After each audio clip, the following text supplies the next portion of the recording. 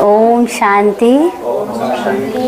आप सभी देशवासियों को परमपिता परमात्मा होली की हार्दिक अभिनंदन, बधाई हो, बधाई हो। बहुत बहुत धन्यवाद बी के आशा दीदी जी।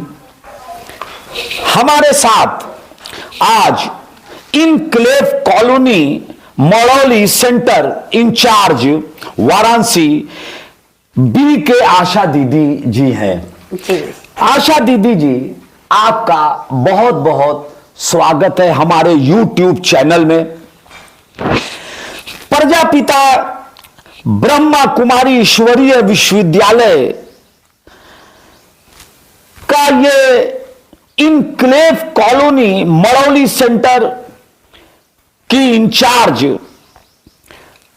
बी के आशा दीदी के साथ ही साथ श्री बी के मनीष भाई भी हम लोगों के साथ हैं। आपका बहुत बहुत स्वागत है। प्रजापिता ब्रह्मा कुमारी ईश्वरीय विश्वविद्यालय ये जो मानवीय और आध्यात्मिक मूल्यों की पुनर्स्थापना के लिए, पीस ऑफ माइंड, शांति के लिए, ह्यूमनिज्म और मानवता के लिए जो एक सतत प्रयास देश और विदेश में कर रहा है, यह बहुत ही सराहनीय है। देश और विदेश में इसके सेंटर हैं। इसके संस्थापक दादा लेखराज जी, जो हीरे के कारोबार करते थे कलकत्ता में, उन्होंने आध्यात्मिक रहस्यों को जानने के लिए, इस प्रकृति और ईश्वर के रहस्यों को जानने के लिए जो उनके भीतर पिपासा जागी, जो एक प्यास जागी, तो उन्होंने हीरे का अपना व्यापार अपने साझीदार को सौंप दिया और 1936-37 में प्रजापिता ब्रह्मा कुमारी ईश्वरीय विश्वविद्यालय की स्थापना किया। इस ट्रस्ट में जो उन्होंने बनाया, उसमें सभी ट्रस्टीज माताएं और बहनें थीं। उन्होंने सारे ट्रस्टीज में माताओं और बहनों को रखकर नारियों का जो सम्मान किया, ये अपने आप में अभूतपूर्व है। और नारी नैतिक और आध्यात्मिक मूल्यों की क्रांति की अग्रदूत बन गई। दादा लेखराज जी ने अपनी सारी चल और अचल संपत्ति इस ट्रस्ट को सौंप दिया। बाद में दादा लेखराज जी को प्रजापिता ब्रह्मा के नाम से जाना जाने लगा। इस संस्था को राष्ट्र संघ द्वारा अंतरराष्ट्रीय शांति पदक से भी सम्मानित किया जा चुका है। देश और विदेश में इस संस्था ने शांति के लिए, पीस ऑफ माइंड के लिए, ब्रदरहुड के लिए, मानवता के लिए आगे बढ़कर फ्रंट लाइन पे अपना सराहनीय योगदान दिया है और लगातार इसमें आगे बढ़ती जा रही है यह संस्था।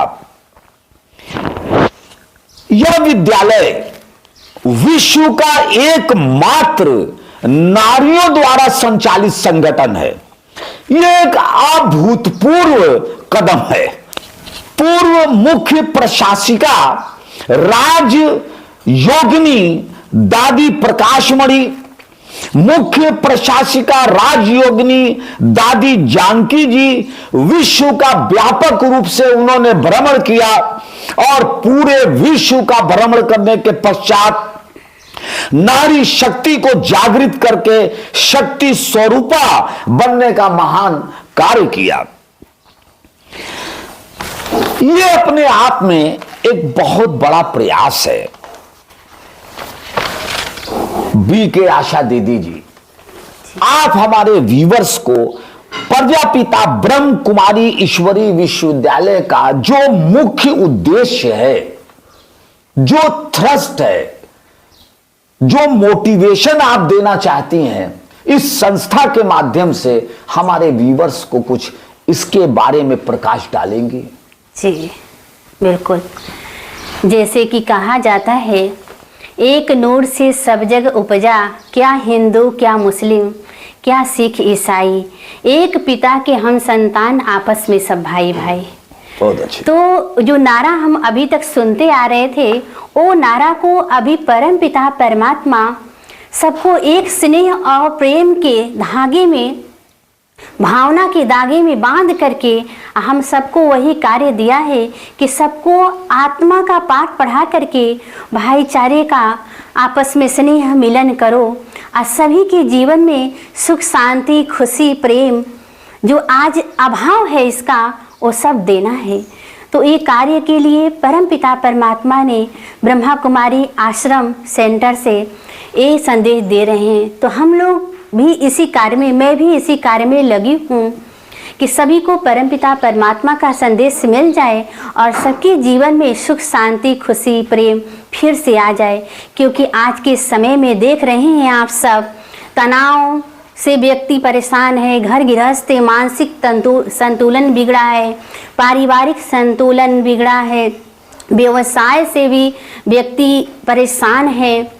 तो परम पिता परमात्मा आकर के हमें कैसे एक करना है, एकता का पाठ कैसे पढ़ना है और कैसे संतुलन बना के चलना है, उसका हमें परमात्मा कार्य सौंपा है। वो हम कर रही हूँ भगवान की कृपा और शक्ति से।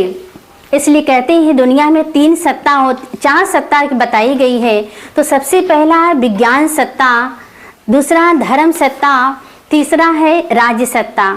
ये तो कार्य कर ही रहे हैं, लेकिन चौथी है ईश्वरीय सत्ता, जो परम पिता परमात्मा ने आकर के ईश्वरीय सत्ता के द्वारा इतना बड़ा कार्य कर रहे हैं। तो हम लोग इस कार्य में लगे हैं और सब भाई बहनों को यही कहेंगे कि हमारे यहाँ 7 डे का कोर्स होता है, उस कोर्स को आकर के करें और अंतर आत्मा में सुख शांति खुशी गृहस्थ जीवन में रहते हुए उठाएं लाभ। यही हमारी शुभकामना है और हार्दिक होली की अभिनंदन, बधाई है, बधाई है, बधाई है। बहुत अच्छी, बहुत अच्छा आपने बताया कि धैर्यता, सहनशीलता और दृढ़ निश्चय ही सफलता की कुंजी है। ईर्ष्या नहीं, आशा के दीपक जलाओ। हम एक दूसरे से ईर्ष्या न करें। अगर ये देह अभिमानी, हमको अपने देह का अभिमान न हो, हमको अपने चल व अचल संपत्ति का अभिमान न हो, हम ये सोचे कि इस अर्थ प्लेनेट पे जो भी आया है उसकी मृत्यु होना है और सब यहां छोड़ के जाना है। आप इस बात को देखें कि आज के इस भौतिकवादी युग में हर व्यक्ति ज्यादा से ज्यादा संचय करने में लगा हुआ है, धन संचय, चल व अचल संपत्ति का संचय करने में लगा हुआ है। मगर आप जरा गौर से मेडिटेशन करें और ध्यान करें कि दादा लेखराज जी हीरो का व्यापार करते थे। क्या कमी थी? सारे सुख सुविधा उनके पास थी, किसी चीज की कमी नहीं थी।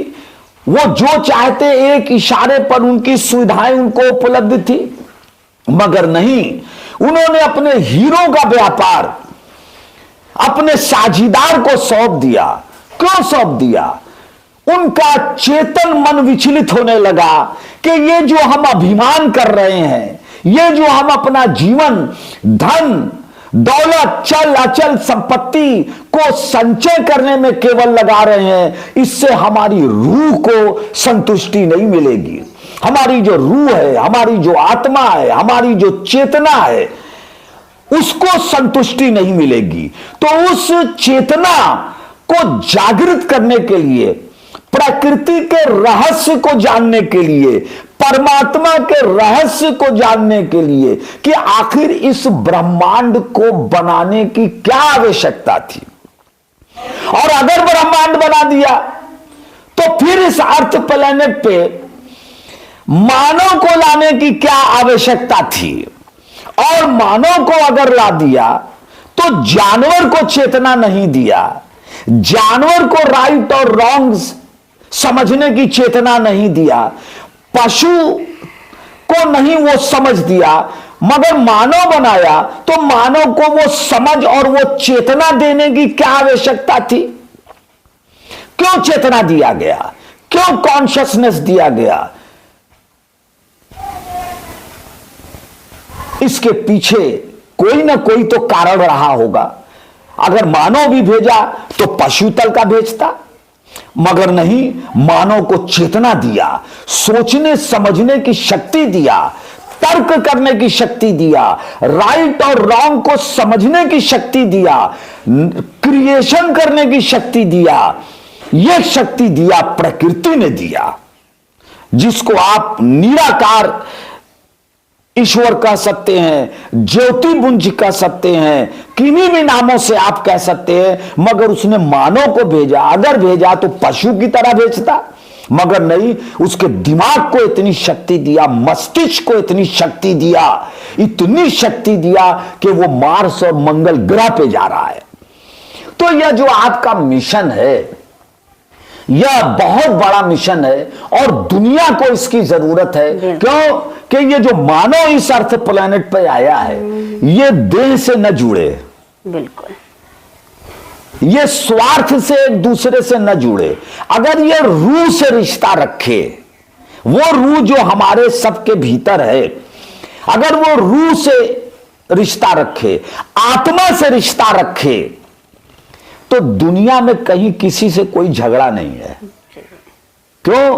कि वो चेतना, वो ज्योति, वो रूह आप सबके भीतर है, जो संचालित कर रही है इस पूरे जगह है, पूरी जगत को संचालित कर रही है।